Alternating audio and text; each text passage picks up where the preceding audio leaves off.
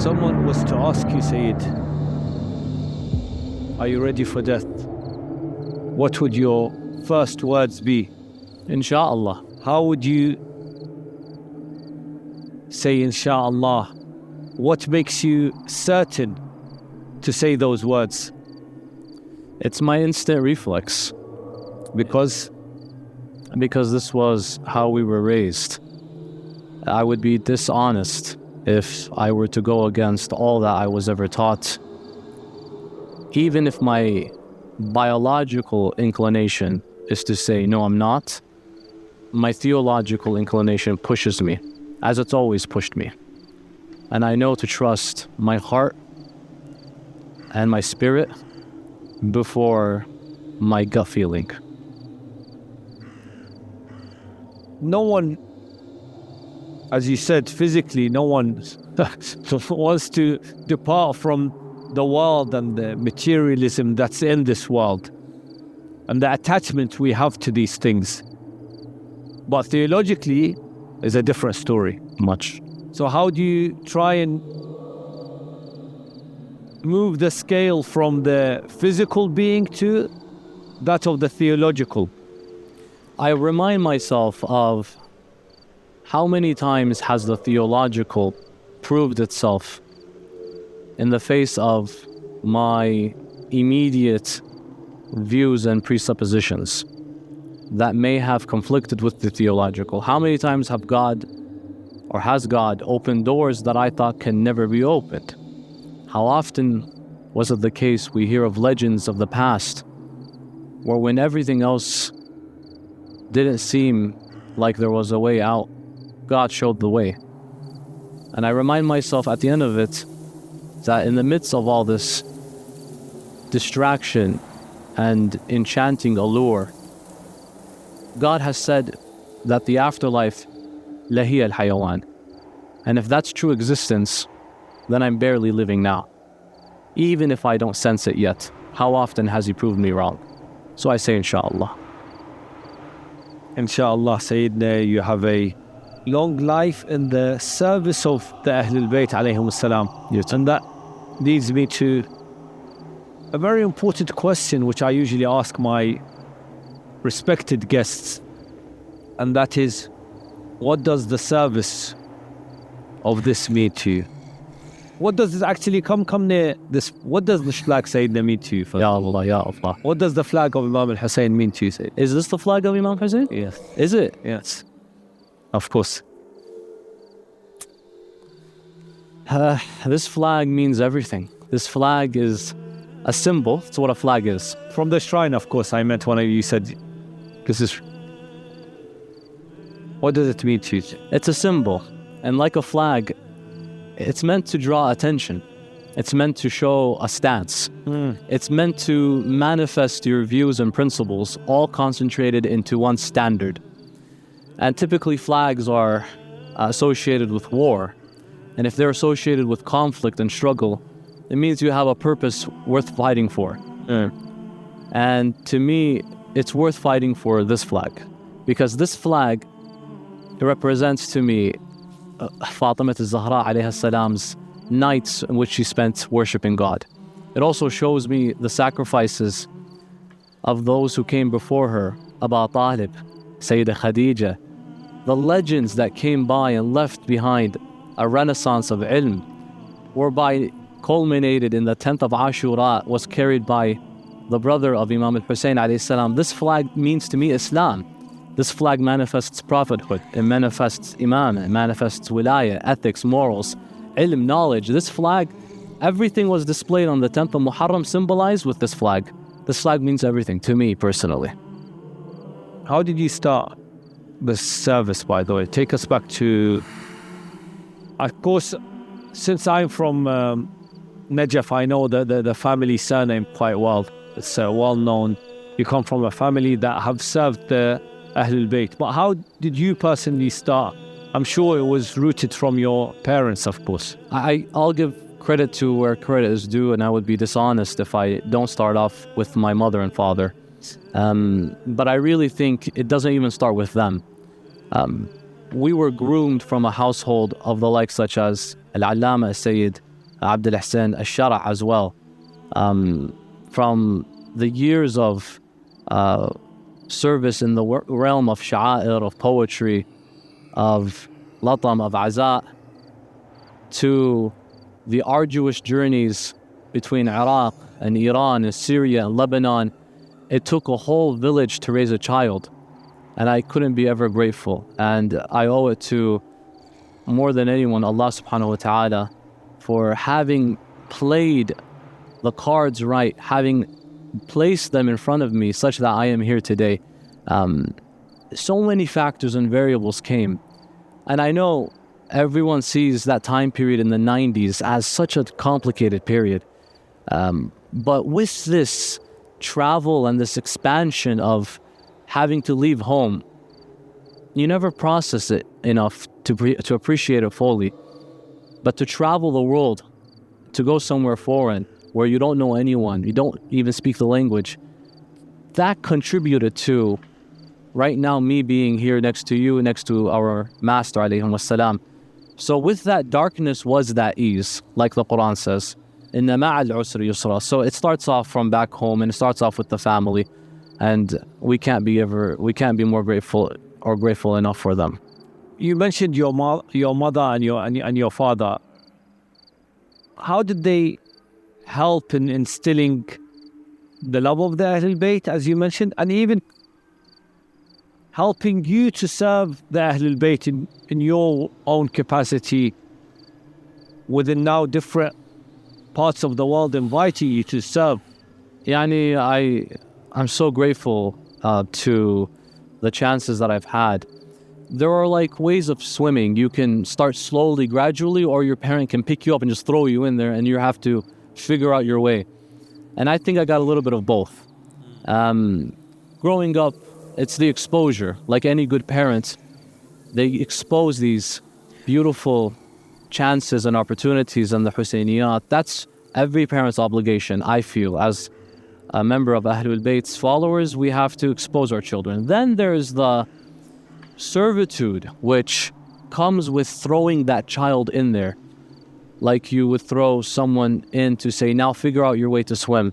And I think whenever my father had an Arabic program he was delivering, he would throw me in there in the list of speakers. You're going to do English, figure out a lecture. And I didn't know what to do. I was about 15 or 16 and I had to scramble to figure out something. And my first lecture was about Imam Musa al-Kadhim alayhi salam. And I remember just writing down the lecture, and I was shivering, and I was up there and I was reading, and I just didn't know what I was doing. And I saw this as I was drowning. But thank God it works that way, because the next time it wasn't that difficult. And the next time it happened better. And the next time, no paper. And I was once very scared of it. Now I can't wait to go out there and share what I've learned. And I love that. And it's all because of them, those two. Their support. Their love. Alhamdulillah, you've served the Ahlebait for many years. And may Allah prolong your life to continue serving this. If you were to leave this world, and death knows no age, no time, no location, no one knows which ard, which land they will die in, which time they die in. And you've served the Ahlebait. What would you say to the Ahlebait if you were to meet them? Serves. I would first want to know, it's always been a dream of mine to be able to meet them saying that I gave you my blood. And so it's been a dream that I could unite in the same way they united with their Lord in Shahada. I ask Allah subhanahu wa ta'ala to grant me the blessing of being a shaheed in His way. Shahada, Sayyidina, is your wish? I can't stand the idea of dying in a hospital bed. I hate that. And there's no shame in doing that or having that be your circumstance. But I can't. I ask Allah subhanahu wa ta'ala to give me a glimpse of what I have been lecturing about in the 10th of Muharram, I want to be able to feel a little bit of that, so that when I meet my master, I can say that I didn't just talk the talk, I kind of walked it a little bit. But of course, it'll never amount an iota of the sea of the masa'ib of Sayyid al-Shuhada, but at least it's a drop in that sea. And I love my demise to be in that way. That's what I want the most. So I can carry that and say, I tasted it. When it comes to the masa'ib of the Ahlebait alayhim afdal salatu wassalam, and you mentioned Karbala, which مصيبة for you? Of course, the مصيبة بابا عبد الله الحسين مصيبة ما أعظمها الله أعظم رزيتها في السماوات وفي الأرض. But there's always, maybe as someone that's maybe lectured, there's a مصيبة that always touches you differently from others. Yeah. A مصيبة. And of course, you mentioned Sayyid Abdul Hussain, the famous poet, and he's written many famous, especially conversations that take place between Sayyid Zainab and Imam Hussein. Yeah, and what musibah touches Sayyid Muhammad differently to any other musibah when it comes to Karbala and Ashura? You know that little boy that approaches Imam Hussein and says to him, Sayyidi, can I have the honor to participate and contribute?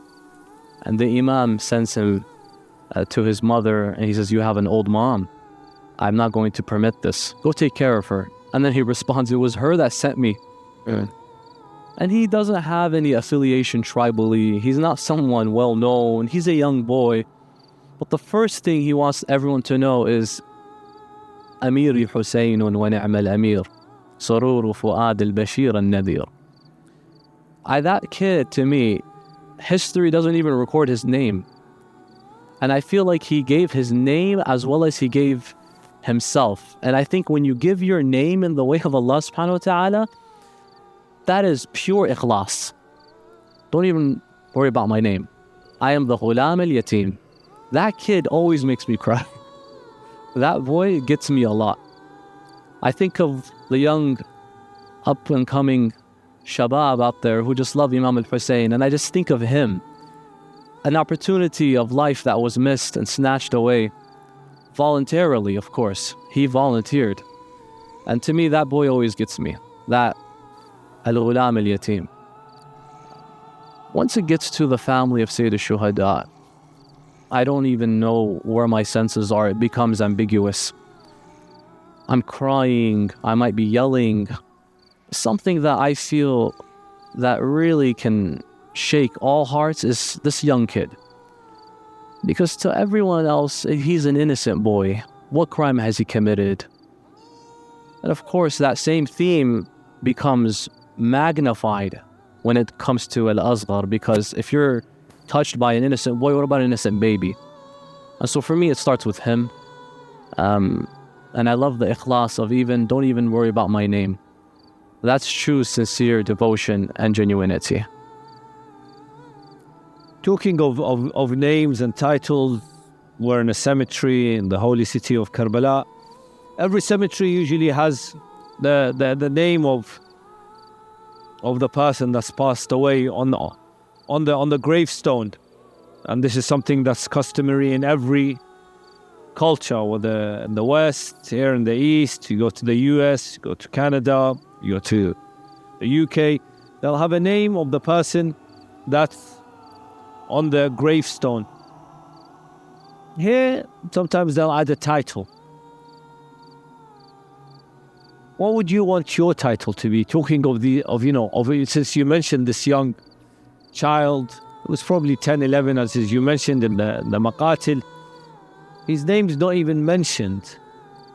And the fact that every other person that went out on the battlefield introduces themselves with their name, from the Bani Hashim to the companions, the main companions, I should say all, not the main, because they're all main companions, but the ones that are more known usually come out, and whether it's Habib ibn Mudahir or Hur or Burayr or Abis. This young boy doesn't even mention his name. Amiri Hussain. What name should we put on your gravestone? And as I mentioned, may Allah prolong your life. May Allah prolong your life as well. I have my gravestone. It's in Najaf. It's in Wadi Salam. And we already put what I wanted on there. And as the custom of having your grave reserved for you, you must already put something, just so as there's no confusion for someone that later might come and assume it's an open, free to buy spot. So we have to put. So I put Al-Fatiha, Sayyid Muhammad Hassan Basim al-Sheraa, and then an ayah of the Holy Quran, وَكَلْبُهُمْ بَاسِطٌ ذَرَاعَيْهِ بِالْوَصِيدِ. And their dog is standing out guarding them, akin to the dog that guarded the 7 sleepers. And I at the gate of the Amir alayhi salam. It's my honor to be seen as a servant guarding Wadi Salam and the Imam Salamullahi alayh. This verse is a beautiful verse you've chosen. The fact that you say that guarding them, it's a very high position, we can say. Don't you think it's high? It's very high, because somehow they trusted you enough so that they could be relaxed with the fact that you're watching out for them. It's reminiscing of guarding Sayyid al-Shuhada when he's praying. I don't need to worry, you're protecting us. That's an honor. That's an honor. And the more you can humble yourself, the higher Allah will raise you. Man tawada'a lillah rafa'a. And so I don't see any inappropriateness when one has the term kalb for abd, for Ubaid, even the small servant, for Sayyid al-Shuhada. I don't see any shame in that one. Not at all. And so, bil'aks, I see an honor. If I can be someone that can stand guard, I've been employed under Sayyid al-Shuhada, under Amir al-Mu'minin, under Fatima al-Zahra. What an honor. At least I'm in. Inshallah. Sayyid Muhammad, Habibi. And I would never, maybe if someone came and offered you whatever you want in this world, in return, they're going to ask for your service for the Ahlebait. So they say, we want you to find something different, a new profession. And you can have any job, any house, any car. But in return, we want your khidmah, your service for the Ahlebait. You can pray, you can continue doing what you want. But this service that you're offering for the Ahlebait, we give it, and you live a normal life. Pray, fast, normal. But this service that you're doing, which is lecturing, spreading the message of the Ahlebait, we want it. You can't do this anymore. The service is taken. You can let others deal with this service. Would you accept? No. No, I would not accept that. That's a bad trade. No, why would I accept that? Why would you think it's a bad trade if you're getting whatever you want? I want to serve. That's my... What does service mean to you? I'm reminded of a story that Rahmatullahi ala Sheikh Abdul-Zahra al-Ka'bi relays in a discussion with his student, Al-Muhajir, Abdul Hamid, Sheikh Abdul Hamid. Sheikh Abdul Hamid says that I recited at Husainiyah and they never gave me compensation monetarily. They gave me chocolate, little sweets. I was kind of annoyed that they gave me sweets as compensation for Majalis Sayyid al-Shuhada. So I went to my teacher, Sheikh Abdul-Zahra. Sheikh Abdul-Zahra says that all they gave you was that, sweets. He says, can I see it? Is here, chocolate. So he takes it. This is Sheikh Abdul-Zahra, the greatest to have done the maqtal. He takes it and starts kissing it. And he starts placing it over his head and says, what an honor. This is the result of serving Imam Hussein. It's gold. It's gold, it's dhahab. This is the consequence and the symptom of Majlis al-Hussein. That's it. To me, whatever can come from the Majlis and the khidmah and serving Al-Muhammad, that's priceless. And the Sheikh was looking for it, and I'm moved by that story.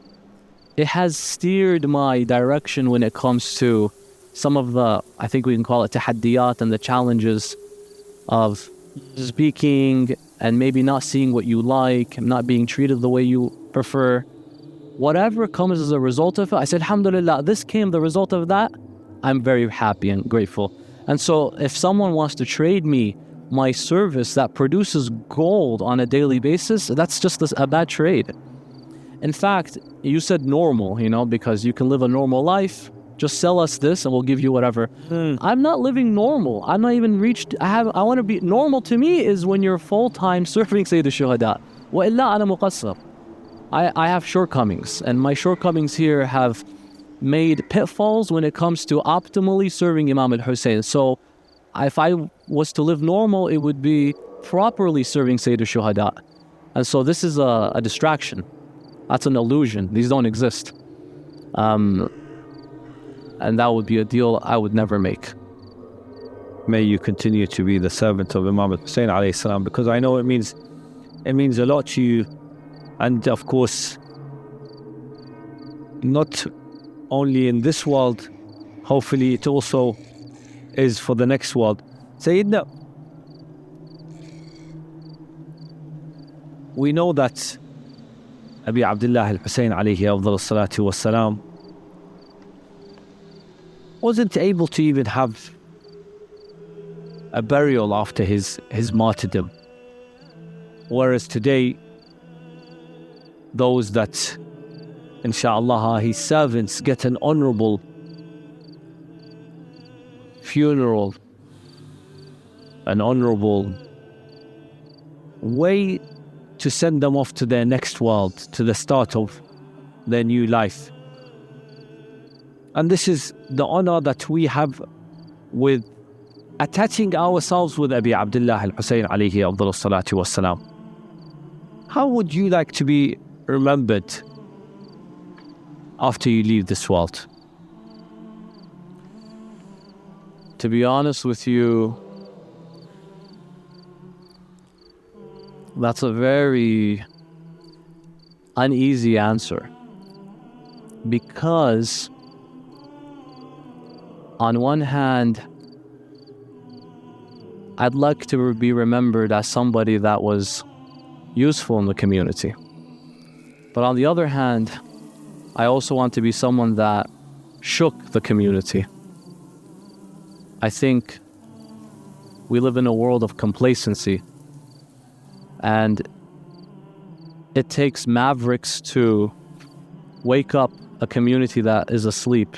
And throughout the world, and having been in a little bit of the continents here and there, I see many problems, but I want to be a solution.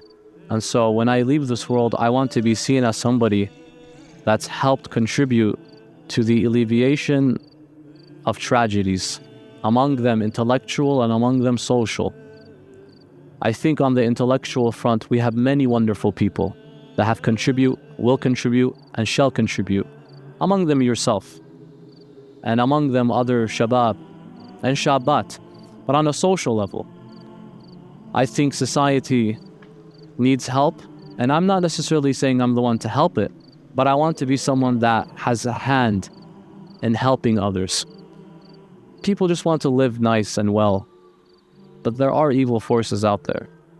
And I want to leave this world knowing that not under my eyes and on my watch that this thing remained and society was complacent. So I want to leave this world shaking a little bit of the shoulders of certain people that abuse and take advantage of others. And at the same time, I want to be able to embark on the path, as I said earlier, of shahada fi sabilillah.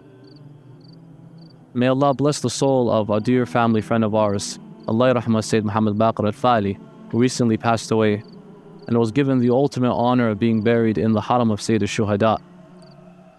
Hanging out with him, staying in our home, days would come.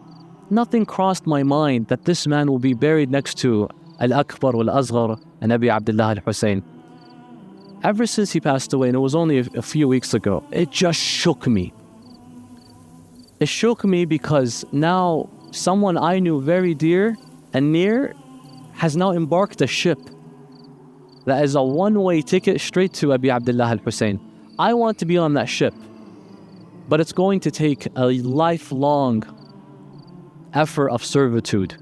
And like how he shook many communities and societies throughout his majalis, throughout his efforts, throughout his robust forbearance, I want to be like that as well. Maybe one day I can attain some closeness to the Imam alayhi salam as well. They say that Imam al-Hussein visits the ones that served him after their death. Firstly, I want to thank you for coming on today's episode. My honor. And secondly, I would like to make a request from you, if possible. In the darkness of this cemetery in the holy city of Karbala, if you have the honor of meeting him after this life, and he says, Sayyid Muhammad, you recited eulogies and poetry, and you made people cry. I want you to recite me a Majalis. And therefore my request for you today, as we end this show, is to recite, even if it's 1 minute, Sayyidina, some lines that you would recite in front of your Imam.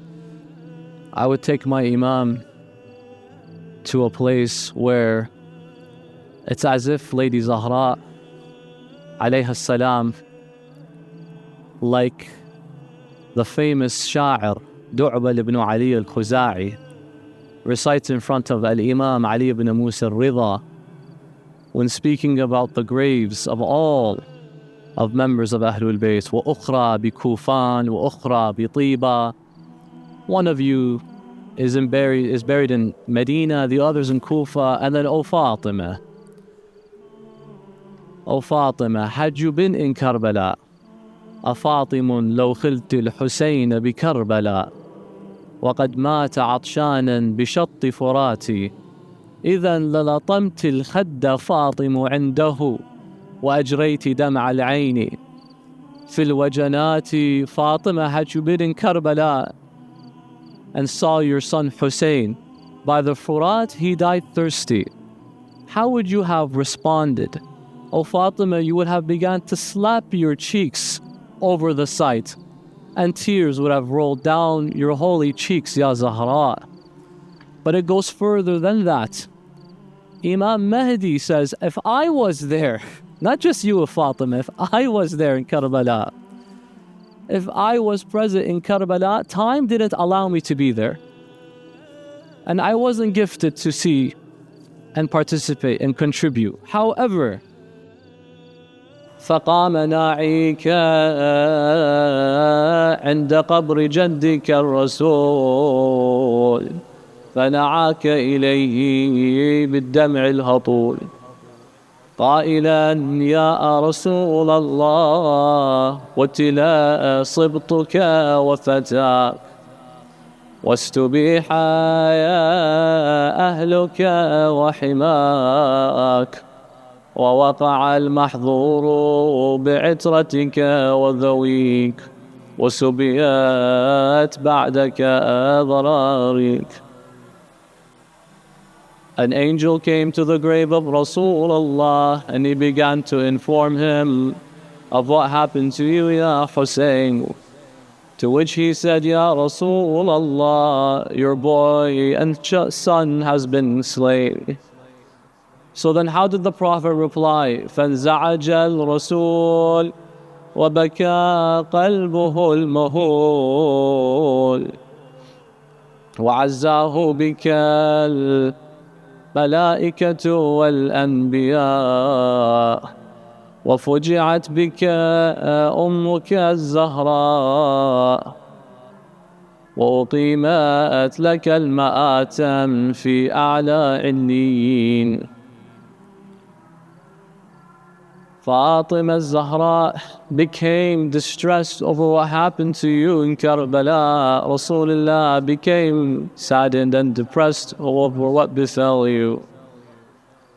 وَأُقِيمَتْ لَكَ الْمَآتِمِ Al-Ma'tam al-Hussein was held for you in the highest levels of heaven. And leagues of angels came to mourn your father, Amir al-Mu'mineen. And they performed Ma'tam al-Hussein in Jannah, saying out, Hussein, Ya Hussein.